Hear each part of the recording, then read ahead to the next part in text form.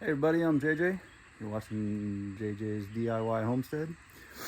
And last fall, I did a video talking about foam filling these tires, where I took some spray foam and drilled holes in the side and then filled the tire up with the foam harden. And I just wanted to give you an update video on it. So it's working pretty good. The tires are not, well, yeah, they're pretty solid.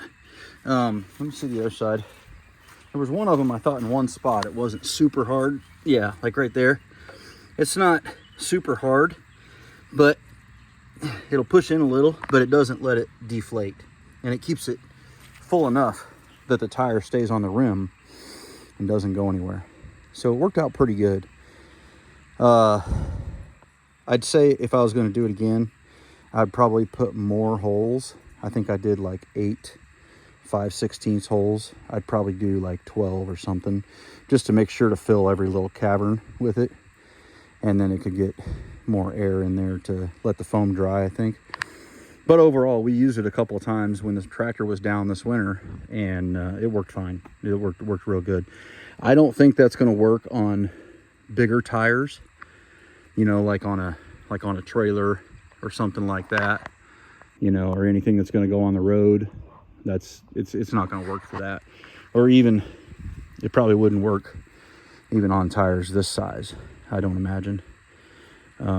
Smaller front ones like that probably would be okay, but I wouldn't do it on anything too big.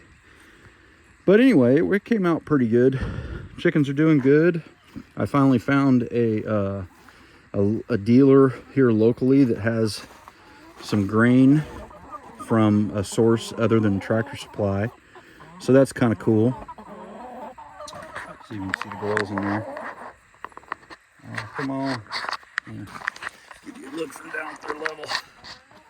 They're doing good though. Happy birds. They got some cupcakes in there right now they're munching on. And our egg production has stayed pretty high all throughout the winter. In the coldest part of the winter, it slowed down a little bit, but that's pretty normal, you know. And you know, up until this last purchase, we were feeding the Do More and the Producer's Pride, and it was fine. I do diversify a little bit with some alfalfa in there. Occasional cracked corn is a nice treat. But yeah, we got some more eggs today. I emptied it out yesterday. So what's that? 1, 2, 3, 4, 5, 6, 7. We only got eight hens. So they're doing good. They're doing good. I need to clean out their coop. We do sort of the deep litter method, and now that it's springtime, we'll take all that stuff and put it in a pile, and it'll be ready to put on the garden probably sometime later in the summer after it mellows out a little bit. Anywho, this is one thing I did recently, and if you guys have trailers, I would recommend it. And that's covering your tires so that they don't sit in the sun and get dry rotted. Just a little tip there. These covers will keep the tires a lot longer, and you won't have to replace them so often. So it's not a bad purchase on Amazon. So something to think about. Plans here pretty soon are going to be, I'm going to get some electric fence, and the chickens are going to live in this temporarily, and I'm probably going to put them up there, up on that flat area in between our house and the neighbor's house, and have an electric fence around them where they can kind of free range a little bit. And then I'm going to move the main coop and tear down that run and build a new run for them. We'll tear down this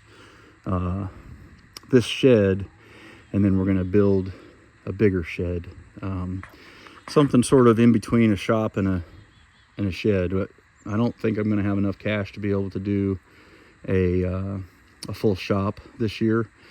So I think I'm going to go with just doing like a 16 by 24 shed, and then that way I can get all my stuff that needs to be inside. You know, I can get it up underneath the roof and take out all the stuff that I'm storing inside of my cargo trailer, and I think we'll be in pretty good shape that way.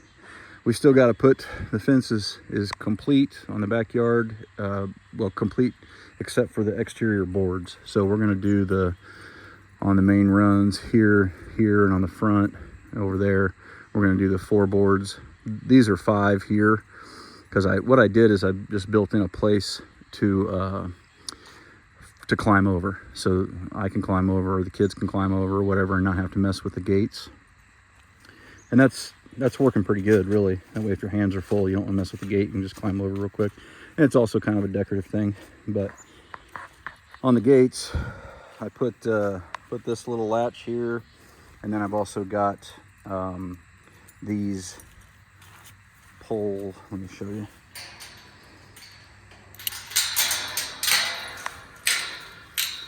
So I've got these little guys with the pipe driven down in the ground, and that way if I want to lock the gates in place and just have them be a little bit more secure, I mean, it's not really secure, but it just holds the gates a little tighter. You got high wind or something like that. And then we've got a latch on that one over there. It's pretty cool. Let me show you that one too. Oh, actually, I'll just walk over this way here. Dogs are happy to be outside, although they're getting all wet. We got snow is melting off here. Had a couple, I mean, not a couple inches. It was more like probably a half an inch last night. So anyway, there's that gate.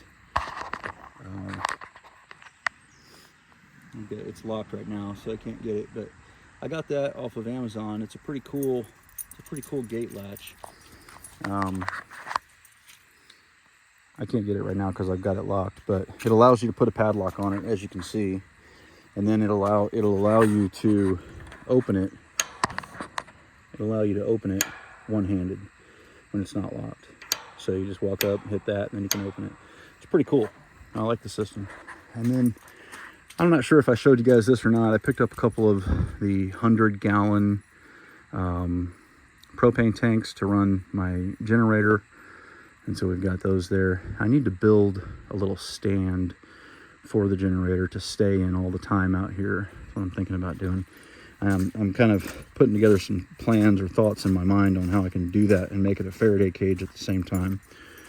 So this is going to all turn into garden. This whole area here, we're going to transplant these plants probably up into that landscaping area up there. And then we'll pull out the bushes and the tree, and then this will all be raised bed gardens here, and then we'll also have a garden flat in the ground up there. So that's a plan anyway, if the weather will cooperate with me so I can get started on these projects. We'll see. So anyway, that's just a little update what's going on in the homestead. Appreciate it if you guys hit the subscribe button if you like.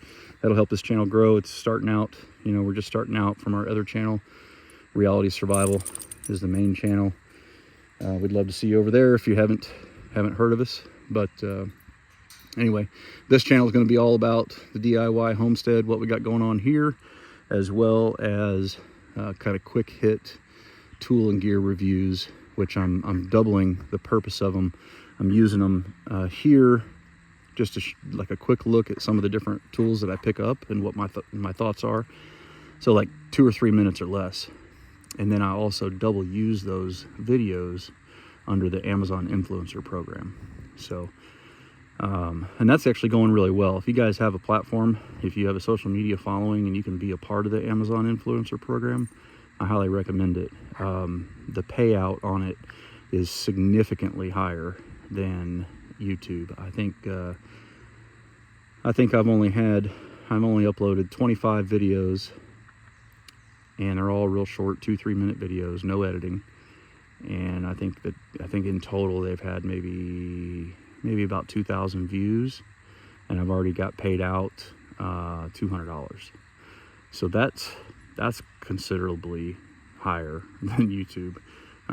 So from a money-making perspective, it's worth the while if if you're interested in that kind of thing. Just whenever you buy something on Amazon, you just make a video of it, put it up on your account. It's super easy, real short, real to the point. You don't have to do any editing. I mean, you can't do any self-promotion or anything on it. You have to just talk about the product, basically. So you'll see the other tool review videos on my channel. You'll understand why I'm not talking about who I am and any affiliates or anything like that. You just got to just talk about the product. That's their rules. But it's a pretty good program, so I kind of highly recommend it. This is going to be at least I need to think about where I'm gonna put the